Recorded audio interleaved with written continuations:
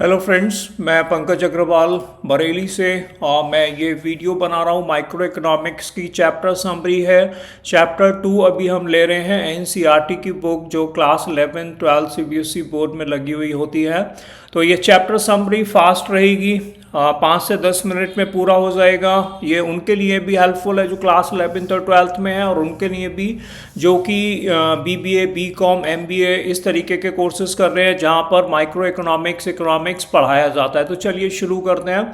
Chapter 2 है theory of consumer behaviour. तो देखिए, इकोनॉमिक्स में हम बहुत सारे टॉपिक्स ऐसे पढ़ते हैं जो कि या तो कंज्यूमर से रिलेटेड होते हैं या फिर प्रोड्यूसर से रिलेटेड होते हैं, और ये कंज्यूमर से रिलेटेड है। तो एज ए कंज्यूमर हम क्या करते हैं? देखिए, एज ए कंज्यूमर हमारे पास में कोई सर्टन रिसोर्स मींस कोई इनकम होती है जिसको कि हम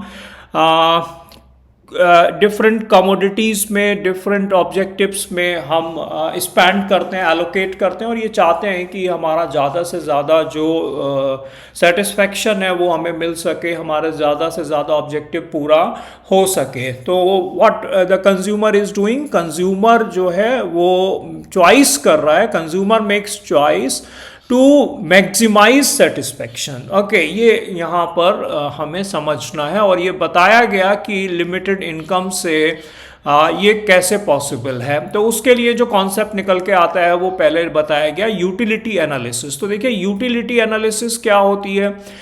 यूटिलिटी का मतलब इकोनॉमिक्स में बताया गया सेटिस्फेक्शन से, हमें कितना सेटिस्फेक्शन मिलता है, जो हम चाहते हैं वो कितना हद तक पूरा हो पाता है, उसको यूटिलिटी एनालिसिस कहते हैं। तो यूटिलिटी एनालिसिस की जब बात आती है तो दो अप्रोचेस आती हैं। एक होती है कार्डिनल अप्रोच एंड दूसरा होता है ordinal utility approach. Cardinal utility approach में क्या बताया गया, यहाँ पर ये देखिए लिखा हुआ है। कार्डिनल में बताया गया कि यूटिलिटी को मेजर करना पॉसिबल है, जैसे कि 1 2 3 मीन्स हम एग्जैक्ट नंबर्स में हम यूटिलिटी को मेजर कर सकते हैं, ये इसमें बताया गया।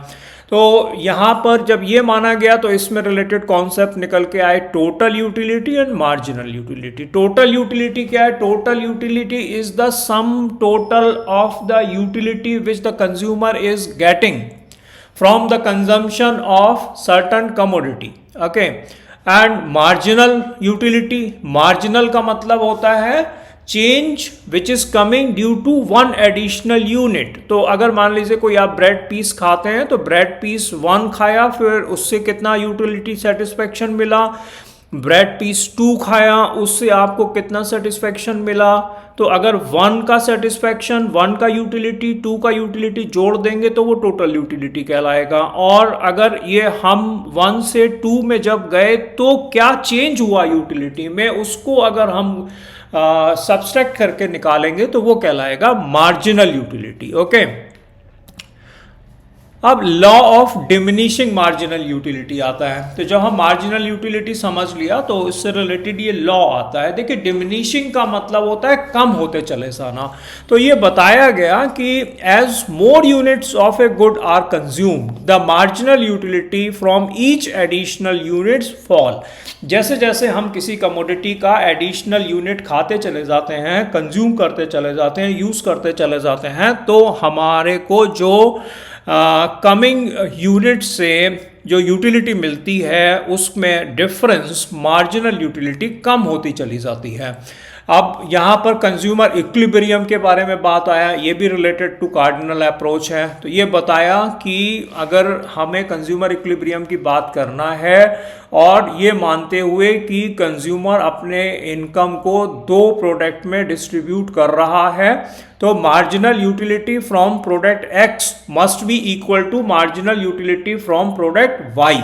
जब ये दोनों बराबर हो जाएंगे तो फिर कंज्यूमर इक्विलिब्रियम में हो जाएगा, means the best possible satisfaction उसको मिल जाएगा।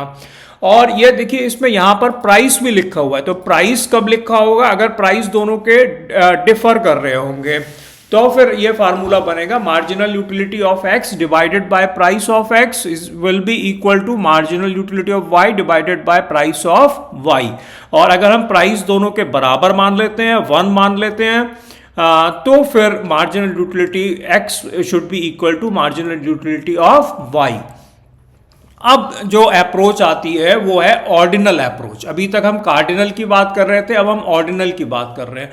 तो ऑर्डिनल में ये माना गया कि यूटिलिटी को एग्जैक्ट नंबर में हम मेजर नहीं कर सकते, यूटिलिटी को हम कंपेयर कर सकते हैं, कम और ज़्यादा बता सकते हैं, रैंक बता सकते हैं कि भाई इसकी ज़्यादा है तो ये फर्स्ट है, ये सेकंड है, ये थर्ड है। इस तरीके का कंपैरिजन पॉसिबल है, रैंकिंग पॉसिबल है, मगर हम इसको मेजर नहीं कर सकते एग्जैक्ट नंबर्स में। तो इससे रिलेटेड जो कॉन्सेप्ट निकल के आता है वो है इंडिफरेंस कर्व। ये ऑर्डिनल अप्रोच में है। इंडिफरेंस कर्व में ये बताया गया कि it is a curve that will show the different combination of two goods that will give the same level of satisfaction. तो ये कंज्यूमर को सेम लेवल ऑफ सेटिस्फैक्शन देते हैं।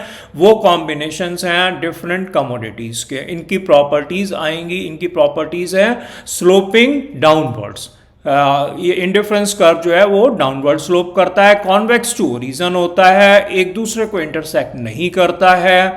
And higher curve represents higher satisfaction. Higher curve का मतलब यह है कि वो इंडिफरेंस कर्व जो किसी इंडिफरेंस कर्व के राइट हैंड साइड में बना हुआ होगा उसको हम कहेंगे higher indifference curve. Budget line आती है, तो बजट लाइन भी इसी कॉन्सेप्ट में हमें ज़रूरत पड़ती है। बजट लाइन का मतलब ये होता है कि कंज्यूमर के पास में कोई एक सर्टन इनकम है जिसको कि वो डिफरेंट कमोडिटीज़ में स्पेंड करना चाहता है उनके प्राइस के बेसिस पे।